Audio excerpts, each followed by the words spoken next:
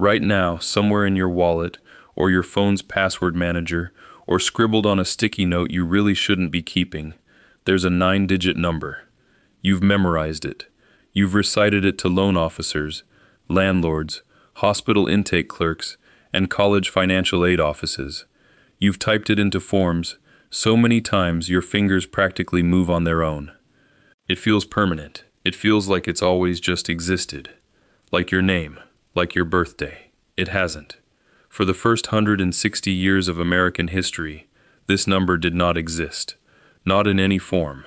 No 9 digits followed you from birth to death, tracking your work, your income, your identity. That number is younger than instant coffee, younger than the zipper on your jacket. It is, in the grand sweep of American history, a teenager wearing a very convincing disguise of permanence. The Social Security number was born in November of 1936, not proposed, not debated in theory. Actually issued, actually typed onto actual cards, in the last 2 months of that year, which means for roughly a century and a half, the United States government ran itself, collected taxes, fought wars, built railroads, freed slaves, fought a civil war and 2 world wars, without a single standardized number attached to every citizen's name. So what changed? Why did a nation that had spent a century and a half fiercely resisting the idea of a national identification system suddenly build one, almost overnight, in the middle of the worst economic collapse in its history? Who decided 9 digits was the magic number? Why did a promotional wallet company accidentally hand out one man's social security number to over 40,000 strangers? And why, decades later, would that same harmless bookkeeping number become the single most valuable piece of data an identity thief could steal? This is a story about a number. But more than that, it's a story about trust, about how a government convinces a deeply skeptical, individualist country to let itself be counted, tracked, and known, and about what happens when a tool built for one narrow purpose quietly becomes something much bigger, without anyone ever really voting on it. Let's go back to the beginning. To understand why the Social Security number had to be invented, you first have to understand what America looked like without one, and more specifically, what it looked like for the people who were old.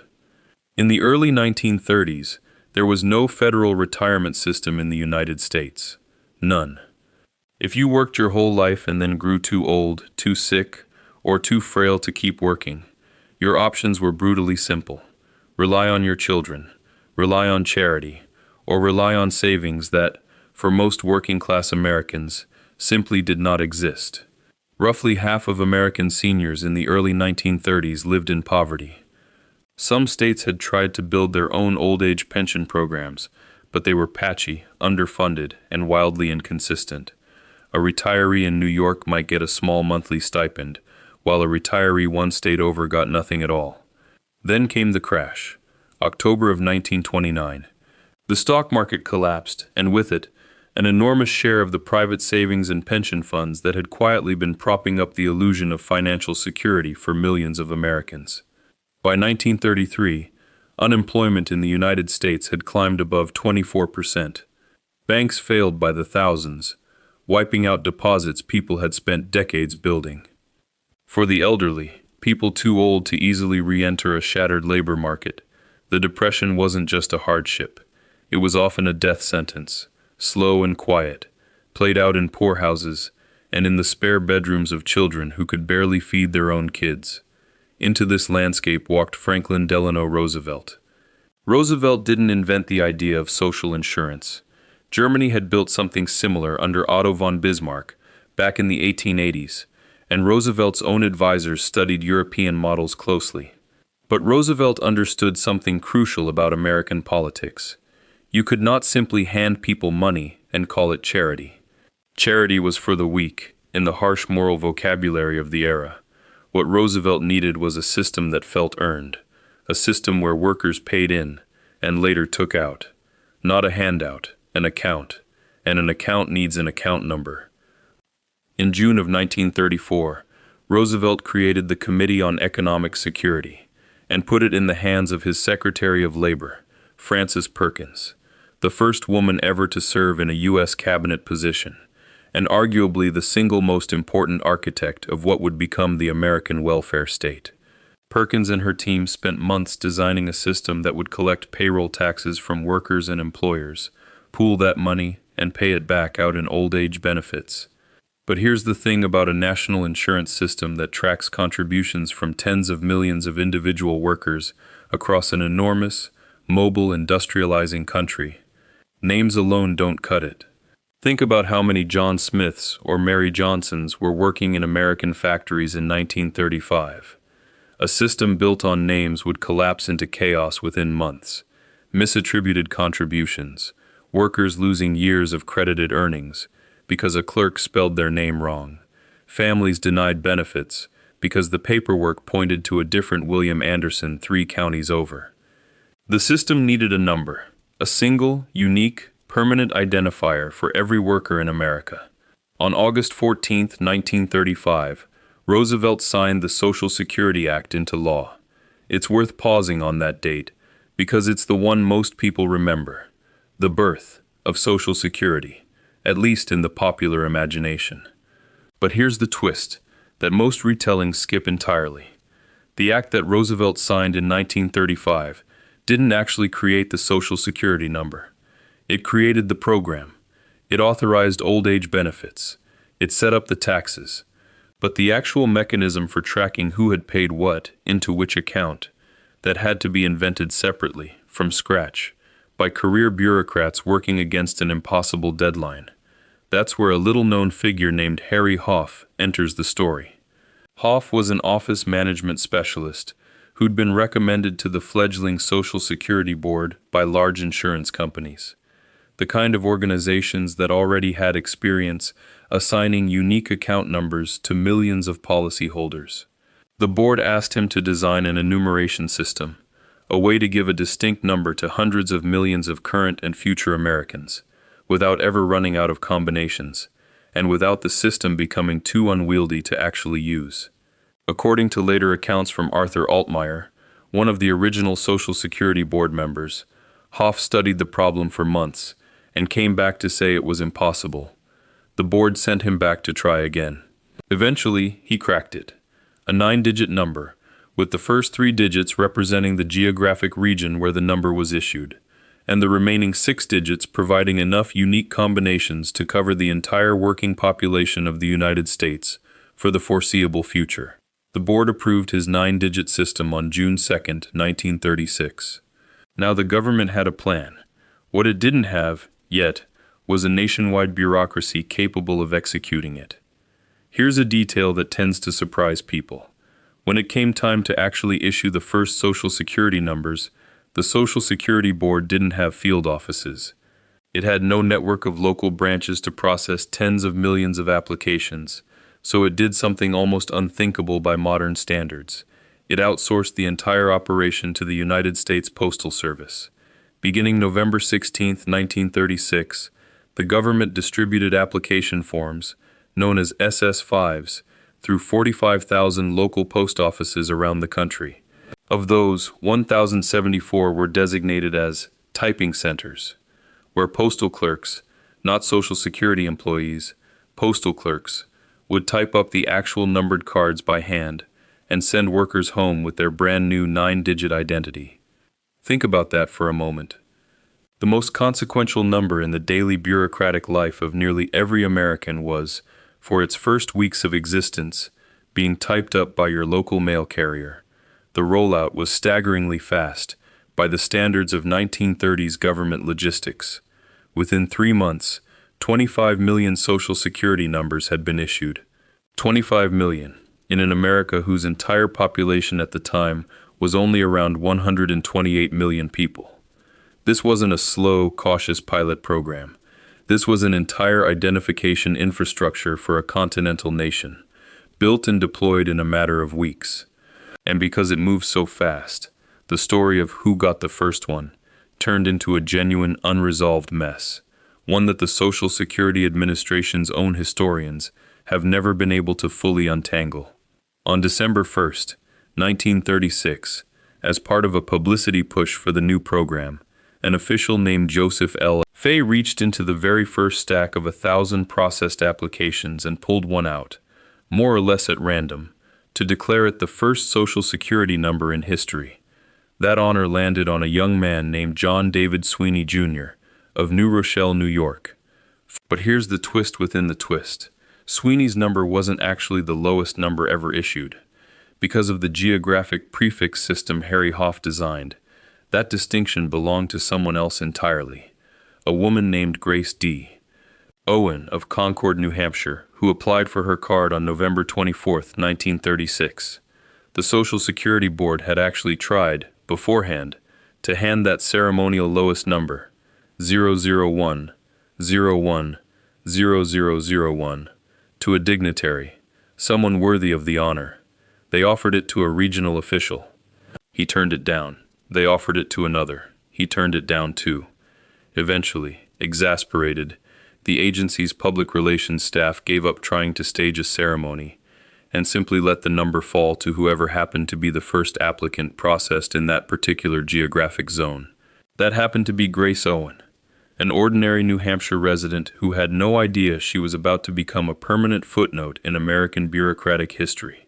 Two firsts, two people, neither one chosen on purpose. And in truth, the Social Security Administration's own historians will tell you that thousands of cards were probably issued on the exact same day in mid-November 1936, from typing centers scattered across the country, which means the true first Social Security number belongs to someone whose name history simply never bothered to record. Now, while all of this rollout was happening, something important was being written, quite literally, on the cards themselves. A disclaimer. Early Social Security cards carried language making clear that the number was intended strictly for tracking earnings for benefit purposes, not as a general-purpose identifier, and certainly not as a national ID card. The government, sensitive to American anxieties about centralized surveillance, went out of its way to promise this number would stay in its lane. That promise did not survive contact with convenience. By the early 1940s, other federal agencies had already started eyeing the SSN as a useful shortcut. Why build a whole new numbering system for veterans, or taxpayers, or federal employees, when the Social Security Board had already built, and was already maintaining, a unique number for almost every working adult in the country? In 1943, President Roosevelt signed an executive order directing federal agencies to use the Social Security number, wherever practical, instead of creating new identification systems of their own. The tool built for one job was quietly being handed a second job, then a third, then dozens more, over the following decades, as the IRS, the military, state governments, banks, hospitals, and eventually private businesses all discovered the same convenient shortcut. But before we get to that slow-motion mission creep, there's a much stranger, much more vivid story that belongs right here. One involving a wallet company, a marketing stunt, and one of the most bizarre identity theft situations in American history. In 1938, a company called the E.H. Ferry Company, which manufactured wallets and sold them through Woolworth's department stores, had an idea for a promotional gimmick. To demonstrate how neatly a Social Security card would fit inside their new wallets, they inserted a sample card into a little display window in each wallet they sold. The card was a facsimile, printed to look exactly like a real Social Security card, complete with a 9-digit number. That number belonged to Douglas Patterson, the daughter of one of the company's own vice presidents, Hilda Witcher Schrader, in most accounts, a real Social Security Administration employee, whose actual number had simply been used to make the sample look authentic.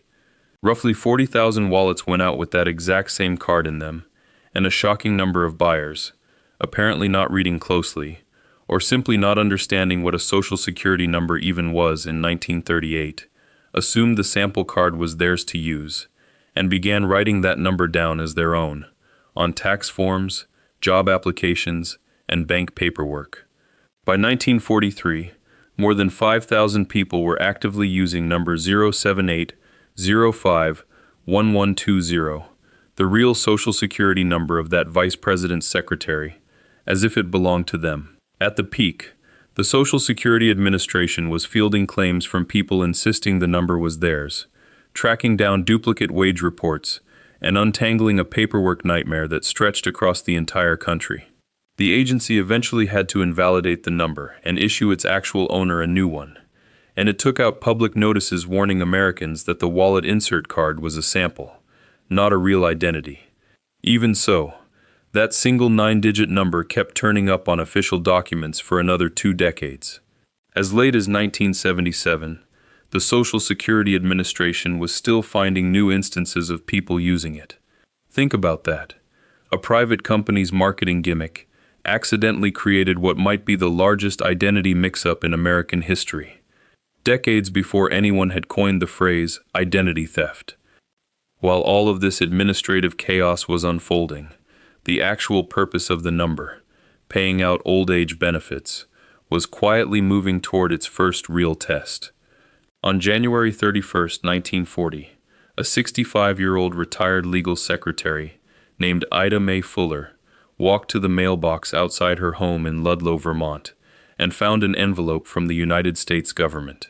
Inside was check number 00-000001, the very first monthly retirement benefit ever paid out under the Social Security program. The amount was $22.54. Fuller hadn't set out to make history. In November of 1939, she'd simply stopped by a regional Social Security office while running errands in nearby Rutland and asked, almost in passing, whether the payroll taxes she'd been having deducted from her paycheck for the past 3 years actually amounted to anything. She had paid a total of $24.75 into the system. By the time she died in 1975, at the age of 100, she had collected nearly $22,900 in benefits, a return on investment that, decades later, actuaries would point to as an early sign of exactly how generous and exactly how unsustainable in the long run that first generation's arithmetic really was. But in January of 1940, none of that mattered yet. What mattered was that a promise Roosevelt had made 5 years earlier, that ordinary workers who paid into a system their whole lives would get something back, not as charity, but as an earned benefit, had just become real, in the form of a $22.54 check in a Vermont mailbox. Now here's where the story turns from administrative history into something with real teeth. Because once the government had proven a universal identification number worked, it became almost impossible to keep it contained to its original, narrow purpose. The 1943 executive order was step 1. Step 2 came in 1961, when the Internal Revenue Service adopted the Social Security number as the standard taxpayer identification number for individual income tax filers, meaning your SSN was no longer just about your future retirement benefits. It was now directly tied to the machinery the government used to tax you every single year. Step 3 came through state governments, which increasingly began requiring SSNs on driver's licenses. Then banks started requiring them to open accounts. Then hospitals, then landlords, then, eventually, private employers who had nothing to do with the federal government at all, simply because the number was already sitting there, unique and convenient, doing a job it was never designed to do, proving who you are. By 1986, a tax reform act required parents to list Social Security numbers for any dependent child over the age of 5 claimed on a tax return, which quietly turned the SSN from something adults acquired when they entered the workforce into something assigned essentially at birth. The number that had once belonged strictly to working adults now belonged to infants. And this expansion, this slow accumulation of purposes, never authorized by the original 1935 Act, is really the turning point institution in this story. Not a single villain, not a single evil bureaucrat twirling a mustache in a Baltimore office. Just decades of individually reasonable decisions, each one making the number a little more central to American life, each one making it a little more dangerous to lose control of. Because a number that proves who you are, to banks, to the IRS, to hospitals, to employers, to everyone, that number becomes worth stealing. By the early 2000s, identity theft built on stolen Social Security numbers had become one of the fastest-growing categories of crime in the United States. The Federal Trade Commission was fielding hundreds of thousands of identity theft complaints every single year, the overwhelming majority of them rooted in a stolen SSN being used to open credit cards, take out loans, or file fraudulent tax returns in someone else's name. And then, in 2017, came the number that made the abstract threat impossible to ignore: the Equifax data breach, one of the three major credit bureaus in the United States, an institution that exists specifically to track people's financial identities, was hacked, exposing the Social Security numbers, birth dates, and addresses of an estimated 147 million Americans. Not a small subset, not a niche demographic, close to half the population of the entire country, in a single breach, had the one number the government had spent 80 years insisting was too sensitive to misuse, sitting exposed on criminal servers. A number invented in 1936 to track payroll contributions for old age pensions had become, by 2017, the master key to nearly every American's financial life, and it took a single corporate security failure to hand that master key to criminals, all at once, on a scale nobody in Francis Perkins's committee room in 1934 could have possibly imagined. The permanent legal response to all of this creeping expansion came, at least in part, with the Privacy Act of 1974. Section 7 of that law was a direct reaction to just how far the Social Security number's unofficial mission had drifted from its official one. It required government agencies, for the first time, to tell people whether providing their SSN was actually mandatory or just voluntary, and to explain what would happen if they refused. It didn't undo decades of institutional dependence on the number. That genie was already fully out of the bottle.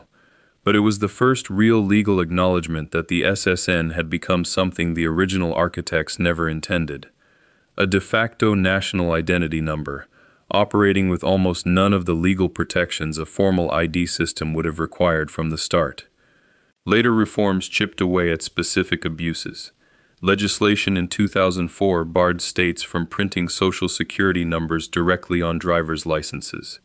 In 2008, President George W. Bush signed an executive order, finally rescinding that original 1943 order, ending the federal mandate that agencies default to using the SSN as their go-to identifier. And in 2011, the Social Security Administration abandoned Harry Hoff's original geographic prefix scheme entirely, moving to a randomized system specifically because the old, predictable structure made it easier for identity thieves to guess or verify someone's number, based on where and when they were likely born. Each of these was a patch, none of them was a redesign. Nearly 90 years later, America is still running large parts of its financial and legal identity infrastructure on a 9-digit number that a postal clerk in 1936 typed onto an index card, using a system a frustrated office management consultant designed almost by accident. Step back from the dates and the names for a moment, and what you're really looking at is a very old tension, dressed up in 20th century bureaucratic clothing. The tension between being seen by the state and being protected by it. Americans in the 1930s were deeply suspicious of centralized identification. Some members of Congress, during the original Social Security debates, worried openly that the number was a Trojan horse for exactly the kind of surveillance state Americans had crossed an ocean to escape. And in a strange way, they weren't wrong. They were just off on the mechanism. Nobody forced a national ID card into existence through a single dramatic law. Instead, it happened the way these things almost always happen. Gradually, agency by agency, each one borrowing a tool built for someone else's purpose, until one day the number quietly became mandatory for participating in modern life at all, without a single vote ever being cast on that specific outcome. This is a story about a number, but more than that, it's a story about how power accumulates, not through conspiracy, but through convenience, one reasonable-sounding shortcut at a time, until the sum of 1,000 small decisions adds up to something no one individually chose. So the next time you're filling out a form, applying for a mortgage, opening a bank account, signing your kid up for their first part-time job, and you type those 9 digits without thinking twice. It's worth remembering what you're actually holding. Not an ancient institution, not something as old as the Constitution or as old as your own family name. A number that is, in the scope of American history, barely older than your grandparents.